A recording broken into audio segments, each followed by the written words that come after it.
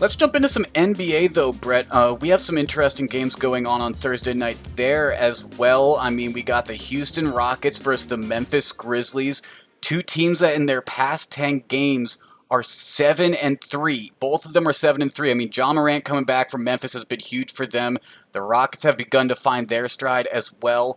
But you know what? The Rockets are playing on Wednesday night.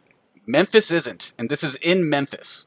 And the Rockets, they had a hard night. They lost 104-87 in Oklahoma City. So they have to travel from already being on the road in OKC to Memphis. Not a terribly long travel, but you still got to fly there. You still got to check into your hotel, to go through all that legwork after playing a full game, and then get up and play on Thursday.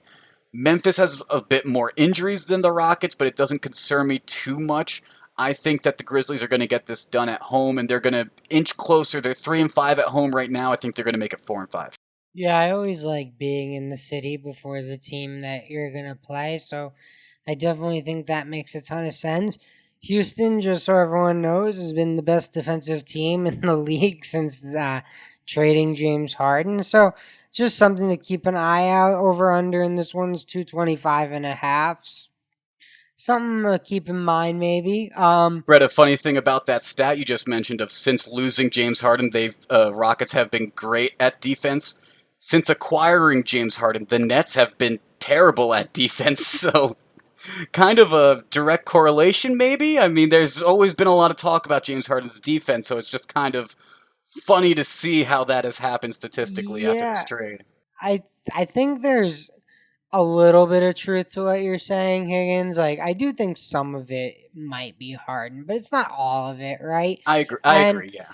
and I also think that from the Nets' perspective, as crazy as this is, like they lose to teams like the Wizards and they beat the Clippers, or like they lose to Cleveland and then they go and beat the Celtics. So I'm not sure I'm concerned about the Nets because the Wizards and Cleveland.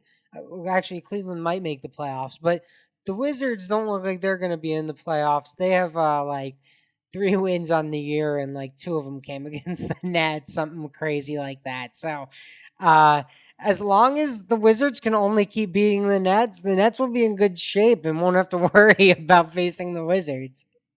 You're absolutely right. However, we never know when Russ mode just turns on and Westbrook decides to just take over a league, which he's done before. But Brett, let's talk about two teams that most likely will be in the playoffs. A game that you're on between the Denver Nuggets and the Los Angeles Lakers.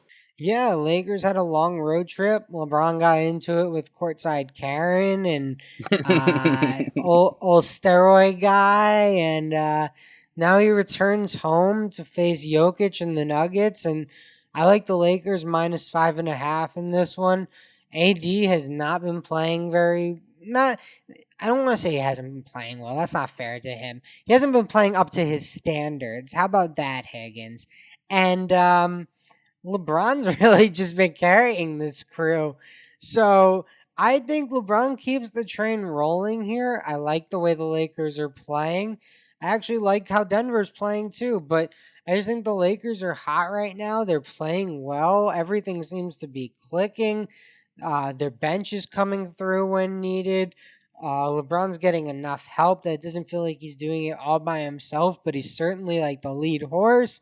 So I just think things are good in La La Land, and I think AD will eventually figure it out. Higgins, like I'm not so concerned that he doesn't look like the normal AD thus far. We're still pretty early in the year. He still has some time, so anyone that's got futures on the Lakers, I don't think you need to sell those tickets yet. Well, last year there were similar concerns about Anthony Davis, and he'd play the first 3 quarters very strong and then disappear in the fourth quarter sometime. I'd say the good thing, though, is none of these slumps that individual players are going through seems to be affecting the team. Whenever I'm watching the Lakers, they continually seem to be having fun. The guys on the bench are getting up and supporting their teammates and having a blast whenever a big play happens. LeBron has a smile on his face a lot, it seems. I mean, And for someone that is that late in his career, he is still absolutely dominating. It's really fun to watch, and I'm sure it's fun for him to play as well. So I like the Lakers -5.5 pick, and I think at the Staples Center that should be an interesting one. Yeah, and I mean, look, Higgins, if Anthony Davis's name was John Davis, right? He'd be putting up incredible stats, and we'd be talking about, wow, look at this guy. But he set the bar so high that like a little bit of a dip to normal people numbers is like, oh my God, is he lost it? No, it's just really hard to go out and average 25 and 15 in the NBA every night. That is a very, very challenging thing to do. He makes it look easy at times, but it is very, very difficult.